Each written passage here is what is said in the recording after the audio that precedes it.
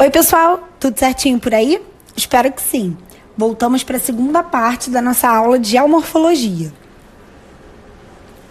A partir de agora, vamos tratar mais especificamente do fenômeno da erosão. Mas o que é a erosão? A erosão representa o transporte dos sedimentos desagregados de uma rocha pelo fenômeno do intemperismo. Esse transporte vai deslocar os sedimentos e esses tendem a se acumular nas áreas rebaixadas do entorno do relevo, culminando nos processos de sedimentação ou deposição.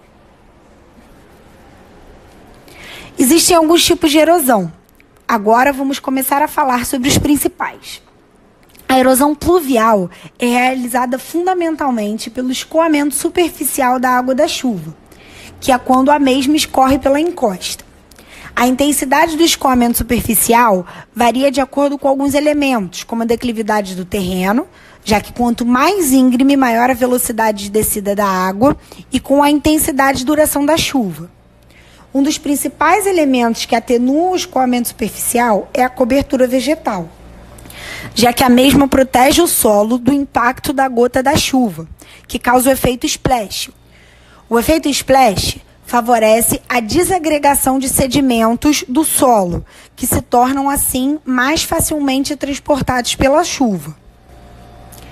Além do mais, os caules da vegetação funcionam como barreiras que reduzem a velocidade do escoamento, e suas raízes criam emaranhado que ajuda na sustentação do solo. A vegetação também auxilia no processo de infiltração, que é a entrada da água no solo. Assim, quando a infiltração tende a ser alta, o escoamento superficial é reduzido, amenizando o processo erosivo. Dessa forma, a atuação de uma chuva intensa em uma encosta desmatada aumenta a probabilidade de ocorrência dos movimentos de massa ou deslizamentos, problemas que são bastante comuns nas periferias dos grandes centros urbanos brasileiros, ocupados por moradias irregulares, sem planejamento e de baixa qualidade. A erosão fluvial é feita pelos rios, que são potentes agentes erosivos, cavando o relevo das regiões por onde passam. Como vocês podem ver na imagem, existe uma grande variação da granulometria dos sedimentos de um rio. Ou seja, existem desde grandes rochas até pequenas partículas que, por serem tão leves, se deslocam por suspensão, praticamente boiando ao longo do curso do rio. Todavia, se existem partículas leves que boiam, existem rochas e sedimentos mais pesados que precisam de mais energia para serem erodidos.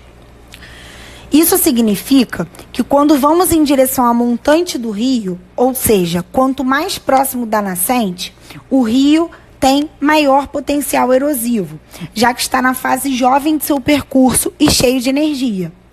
Porém, conforme o rio vai em direção a jusante, próximo à sua foz, ele vai entrando na fase senil, perdendo energia, deslocando sedimentos cada vez menores e aumentando as taxas de deposição.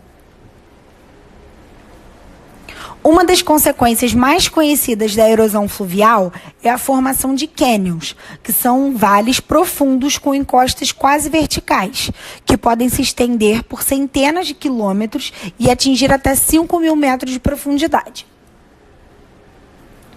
A erosão eólica é feita pelo deslocamento dos ventos que transportam sedimentos, principalmente em áreas mais secas, onde os grãos estão menos consolidados. A erosão dos ventos determina a criação de formas peculiares do relevo, a partir do choque do material transportado pelo ar com outras rochas. Além disso, é responsável pelo deslocamento de partículas, formando, por exemplo, as dunas. Os icebergs também são formas oriundas da atuação da erosão eólica. Eles são restos de relevo salientes em meio a uma paisagem de planície semiárida, oriunda de uma longa história erosiva relacionada a processos secos. A erosão glacial ocorre pelo processo de expansão e contração das geleiras, que vai acompanhar as variações de temperatura anuais em determinadas regiões. Elas ocorrem basicamente em regiões polares e em áreas de altitudes muito elevadas. Quando as temperaturas começam a cair, as geleiras começam a se expandir.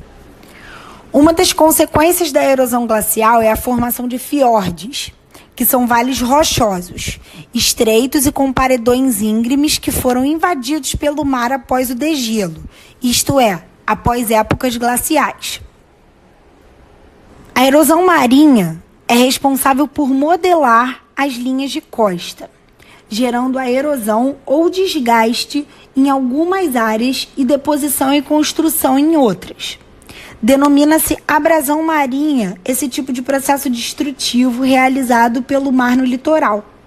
Um dos efeitos da erosão marinha é a formação das falésias.